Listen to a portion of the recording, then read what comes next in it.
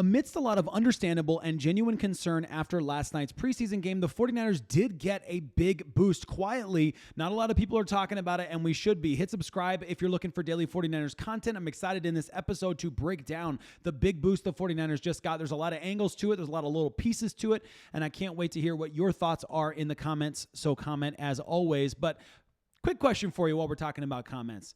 Who was your standout performer yesterday? Now that you've had time to digest it, now you've had time to think about it and to process it, who was your standout performer yesterday? Marquise Siegel is one of those guys that absolutely is a standout performer. And you know what? I can't wait to hear what you have to say in the comments. We're going to be talking about Marquise as well as a couple of other players today as we get to that big step the 49ers, big boost the 49ers just got that we need to talk about. But first, let's talk about a big boost that the 49ers got from an unexpected place. I won't even call this a big boost, but it was a lot of fun to watch Kyler Murray throw a horrendous pick. The 49ers threw a lot of picks yesterday. Pretty much every quarterback threw a pick. Literally every quarterback threw a pick yesterday. You've got Tanner Mordecai throwing a pick while he's trying to throw out of bounds and failing to get it out of bounds. That's not a good pick to throw. You have Carter Bradley throwing a pick that, frankly, I don't even know what was going on there. I'm not even sure what he was thinking. And then, of course, you have Mac Jones's pick, which on the surface looks really bad, but then Kyle Shanahan said was Jordan Watkins' fault for kind of fading out of his run. So that's, I guess we'll take that one as like a 50-50. It was a pick technically, but we won't make a big deal out of it. Kyler Murray's pick, however, somehow seems to be worse than all of the picks that the second, third, and fourth string quarterbacks for the 49ers threw. Kyler Murray throwing this pick here to Jaden Hicks. And this pick, it was so bad. Not only is he like 6 or 7 yards off of the wide receiver, off of his intended target, the angle was wrong. The pace was, everything about this pass was wrong. Everything looked normal in the setup to the play, and then execution just wasn't there. That's Kyler Murray reminding you why we don't take the Cardinals too seriously until they prove us otherwise. But there is an injury situation going on with the 49ers, and we did get some good news on the injury front, namely Mykel Williams being back after about a week is what the projected timeline is. That's a good sign. There's a lot of players actually coming back in the next week or so from injury. That's good. We did not get good Jauan Jennings updates yet, and for those of you that were frustrated, understandably, by the way that I talked about Jauan Jennings and whether or not he's seeking a contract, I just want to clarify to you guys, I would not fault Jauan Jennings for doing exactly what Brandon Aiyuk did last year, listening to his agent, if that were the case. Kyle Shanahan tried to squash that one yesterday and said that it is a genuine injury.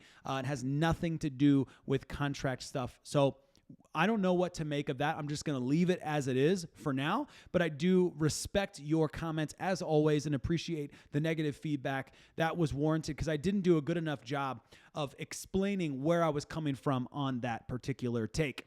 Now, as we're thinking about injuries, let's just remember, looking at this tweet from Ian Rappaport today, just realizing, my word, injuries could have been so much worse for the 49ers.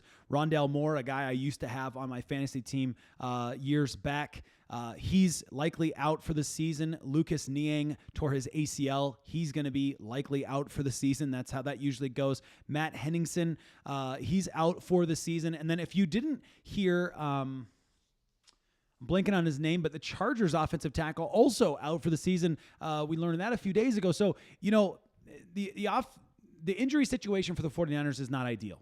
Far from ideal. And in fact, I have a post on YouTube out right now. I just put it out a little bit ago, so I'm not going to show you the data yet because it's too early, but I put a post out there kind of asking you guys, what do you think the reason for all these injuries is? Is this because of age? I don't think that's the case. We have a lot of young players injured, and I think we've seen injuries be a staple of the Shanahan-Lynch era outside of 2023. That's the one anomaly. So I would say I don't think that it has to do with age. There have been young players get injured many times. We do have some older players get injured, but I don't think it's an age thing. Is it a health and fitness, a training regimen? Is it something like that? I don't know.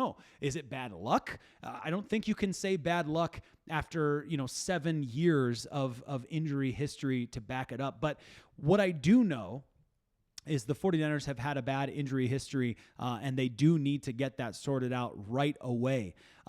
to help solve that problem, the 49ers brought back a familiar face. Jeff Wilson Jr., per Adam Schefter, has signed with the 49ers. That's fantastic news. Jeff Wilson, he had some good seasons. Arguably, the weird thing about Jeff Wilson is kind of some of his best games came when the 49ers were not playing their best. But let me know in the comments what your favorite moment, Jeff Wilson moment, is. But as he went to the Miami Dolphins, his career kind of started to trail off, as you often see with running backs at that age, at that 29 range. I would say Jeff Wilson, they brought him in. They took a look at him a few days ago. I kind of thought that they were going to lean his way. They didn't. That's okay, because now he's there. Now he's a 49er again. And the good news about Jeff Wilson is I feel like he is the perfect type of player you want as a backup player. It's always nice to have rookies. Don't get me wrong. It's always nice to have guys developing. But with the 49ers situation where they're at right now, if things go south, even further south with the running back room, it would be really helpful to have a guy like Jeff Wilson. So is he a camp body right now?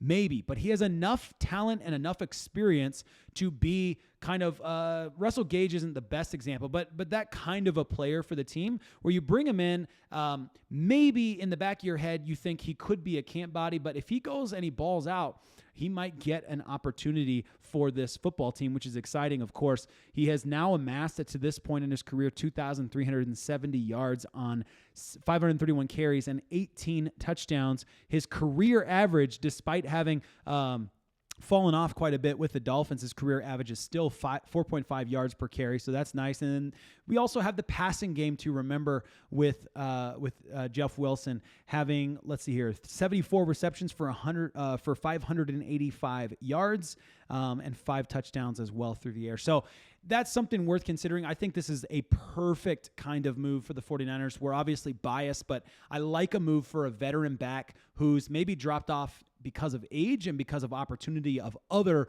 running backs, but still could provide something for the 49ers. So I'm excited about that. But let's talk about a standout performance. I told you guys the 49ers, quietly got a big boost. And Jeff Wilson is one of those big boosts to me. But the biggest of boosts is what they got that you didn't expect to get. And that is a guy like Marquise Siegel going and absolutely balling out, taking every advantage given to him. He does have a little bit of an injury concern, but Kyle Shanahan wasn't too worried about it, so that's a good sign.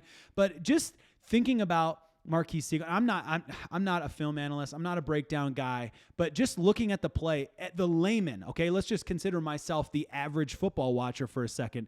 The layman looks at this screenplay to RJ Harvey, okay? This is the guy the 49ers drafted because their running back room has been trash for a long time. And they've drafted a guy, I think RJ Harvey, second-round draft pick, if I'm not mistaken, comes in there. They set up a screenplay for him. And what do you ask a running back to do in this situation? You've got 10 yards plus, 10 plus yards before you even see a 49er who is unblocked, okay? And in this situation, you ask your running back to do one thing. Get past the line of scrimmage and make the first guy miss. If you get past the line of scrimmage in a screenplay and make the first guy miss, you're going to get a chunk play. You're going to get a big play out of that. You get an explosive out of it. Well, by the time he's made it to the 12-yard line, he has already, by the way, in the last image, Siegel's not even on the screen. He's not even on the screen. He comes downhill out of nowhere, and the most important thing, and this is the thing that I feel like the 49ers depth guys last night really struggled with, open field tackling. This is a perfect open field tackle, does not bite on any of the little movements RJ Harvey tries to do, and absolutely wraps him up, gets arms, textbook tackle, holds his ground really well, takes him down. And that's the kind of performance we need out of safeties, right? We need safeties to come in there with incredible pace and come in there and be disciplined enough to handle the moment, even when, I get it, RJ Harvey's a rookie. I get it, it's preseason, all right? I'm not trying to make a big deal out of this, but I am going to say that what we saw out of Marquise Siegel throughout his entire performance is something worth paying attention to, something worth celebrating, because this is an unexpected boost for me. I did not expect him, of all rookies, to come out and ball out last night. Kyle Shanahan, talking about Siegel, said, I thought he was one of the guys who flashed a lot tonight. It was a few days into camp when he really got going, but he's had a heck of a week here and finished it off good today. So that is obviously what you want to hear your coach saying about you after that performance. There were other standouts. We talked about Chase Lucas yesterday, some new data coming out on that one. Chase Lucas's coverage against the Broncos, 32 coverage snaps, 8 targets, 31 yards allowed. Some of those were against the ones. Many of those were also against the 2s, 3s, and 4s. I get it, all right? But 1 pass breakup, no touchdowns allowed when he was in coverage. 1 pass breakup. Did I already say that? I might have said that already. 31 total yards allowed, 70.5 coverage graded, and an 80.7 passer rating when targeted. In Chase's 3 pressures, 1 led to the safety, and he had a heck of a game. So there you go. That's Chase Lucas for you, showing up and taking advantage of the opportunity he's given, which I absolutely love that. Another guy who totally stood out that I did not expect to see stand out was a rookie that a lot of people didn't even know his name. Sebastian Valdez, in his NFL debut, got 32 snaps, 4 total tackles, undrafted by the way, 2 solo tackles, 1 pressure, but you could argue there were 2, half sack, 3 stops. This is an undrafted defensive tackle who Dominic Purdy calls the Hulk, and he absolutely looked immense. His power was felt on the field, and that's what you ask of your defensive tackles. Make people feel your presence. That's, as a fan, that's what you want to see out of your DT. His presence was absolutely felt. Nick Martin, on the other hand, did not have the best game last night. Nick Martin looked like he had a shade of Dre Greenlaw in terms of his, inability to calm down. Sometimes Dre Greenlaw just had no chill factor at all. But unfortunately, he also lacked the discipline to harness that energy into something beneficial. So not a great night for Nick Martin. When he did tackle, he looked powerful, but obviously not an ideal scenario for him. Here's how Nick Martin is thinking about and processing per Matt Maiocco. This is how he's processing his game last night. I'm taking it on the chin. There were a few plays I wish I could have had back. That's life. Learn from it. Capitalize next time. So that's great. This is a guy, Nick Martin, who at this point, it's pretty clear that he's not going to be taking D. Winter's position as the will linebacker this season. However, Nick Martin still has a role to play on this football team. He's going to make the team. I mean, if he can, I'm sure he'll make the team. He has to continue to play, obviously, but they drafted him pretty high, so he's going to make the team. It would be a real shame if he didn't. And, I think he's a guy that you're going to want to watch in the next couple preseason games and get an eye on him in Vegas and against the Chargers as well. This is going to be a guy to be looking out for and see him improve, see how much he can grow, because we've had flashes, but it hasn't all been there for him. Let me know in the comments what you think about all of this. Let me know what you think about the injury situation. If you feel like there's a standout reason why this injury situation is as bad as it is, let me know in the comments too. If there's a standout player in your mind that you want to talk about, there's obviously a ton of them. We didn't talk about Jordan Watkins today. We talked about him yesterday. So, we couldn't get to all of the players. I just wanted to get through a few flashes and get that big boost to you. Jeff Wilson is back. Welcome back to the Bay, Jeff Wilson. Marquise Siegel, officially welcome to the Bay, my word. So that's where I'm at. I look forward to seeing where you're at. Appreciate you guys and hope you guys have a fantastic rest of your weekend.